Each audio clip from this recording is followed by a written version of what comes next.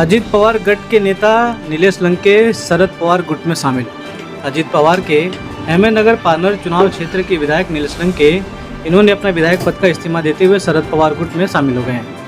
अहमदनगर लोकसभा चुनाव क्षेत्र से बीजेपी के उम्मीदवार सुयज विखे पाटिल के खिलाफ लोकसभा चुनाव लड़ने के लिए नीलेश लंके ने विधायक पद का इस्तीफा दिया है। हालांकि महाविकास आघाड़ी की ओर से अभी तक अहमदनगर दक्षिण लोकसभा चुनाव के लिए नीलेश लंके का नाम अभी भी आधिकारिक तौर पर शामिल नहीं किया गया है, लेकिन लंके को शरद पवार गुट की ओर से संभावित उम्मीदवार के तौर पर देखा जा रहा है। आपको बता दें कि एनसीपी में जब 2 गुट हुए तब सबसे पहले अजीत पवार को सपोर्ट उन्होंने किया था। उम्र में शरद पवार का साथ छोड़ना सही नहीं लगा, आखिरकार उन्होंने फिर से शरद पवार का हाथ वापस से थाम लिया। क्या दिया है नीलेश लंके ने अपनी प्रतिक्रिया, आइए सुनते हैं। सवनेस्ट महाराष्ट्र।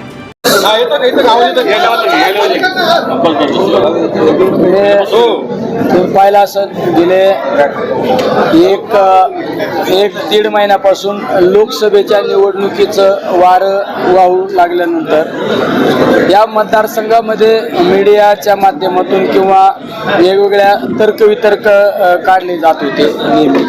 मी सुद्धा एक लोकसभेचा उमेदवार म्हणून मला प्रतिस्पर्धी उमेदवारांनीच मला डिक्लेअर केलं का निलेश लंके लोकसभेचे उमेदवार असू शकतो। त्यानंतर मी सुद्धा माझ्या नगर दक्षिण लोकसभा मतदारसंघामध्ये आपण जनतेचा कौल जाणून घेण्याचा प्रयत्न केला होता।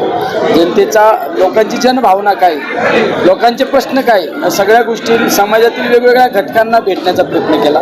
छोट्या छोट्या गोष्टी त्या ठिकाणी बारकाईने अभ्यास केला। आज सुद्धा मतदारसंघातील लोकांशी चर्चा केल्यानंतर जर आपल्याला लोकसभेच्या निवडणुकीला जर सामोरं जायचं असेल तर विधानसभा सदस्याचा त्याग करणं गरजेचं आहे। जर तुम्हाला एखाद्या निवडणुकीला जर छाती काढून पुढे जायचे तर असं लपालपीचा छुपाडाव कशाला खेळायचा। शेवट आपल्याला लोकसभा लढवायची ना, विधानसभा सदस्याचा राजीनामा दिला पाहिजे ही भावना या मागे माझी होती। तर राजीनामा देण्याचा माझा जरी निर्णय असला तर माझ्या मतदारसंघातील लोकांनी मला 2019ला जीवाचं रान करून स्वतः उमेदवार असल्याची भावना जाणवतो लोकवर्गणीतून मला आमदार केलं। अरे त्या माझ्या माणसांना, माझ्या लोकांना विचारणं हे माझ्यासाठी महत्त्वाचं होतं, कारण पारनेर नगर मतदारसंघ माझ्यासाठी कुटुंब होते।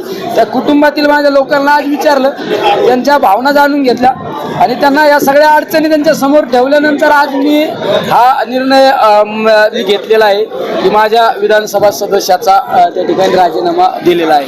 आता विकास आघाडीमध्ये ज्यावेळेस फूट झाली, आदरणीय दादा महायुती बरोबर गेले त्यावेळेस आम्ही दादांबरोबर होतो। शेवट ही भावना सुद्धा महत्त्वाची। मी जे जाहीर मांडणारा माणूस, मी स्पष्ट बोलणारा माणूस आहे। मी सुद्धा महाविकास आघाडीच्या काळात ज्यावेळेस दादा या राज्याचे उपमुख्यमंत्री झाले, अर्थमंत्री झाले, त्यावेळेस मला माझ्या मतदारसंघातील निधींच्या बाबतीत असो सगळ्या बाबतीत दादांनी ताकद दिली। दादांबरोबर ज्यावेळेस राष्ट्रवादीमध्ये 2 गट झाले त्यावेळेस आम्ही दादांचं नेतृत्व मान्य केलं, कारण की आमची भावना होती राज्यासाठी आमच्यासारख्याची आमदारकी महत्त्वाची नाही, राज्यासाठी आदरणीय दादांचं नेतृत्व महत्त्वाचं आहे। आमच्या आमदारकीचं बरं वाईट झालं तरी चालेल, आम्हाला त्याची फिकीर नव्हती, पण दादांसारखं राजकारण या राज्यात टिकलं पाहिजे ही आमची भावना होती। आम्ही दादांबरोबर गेलो।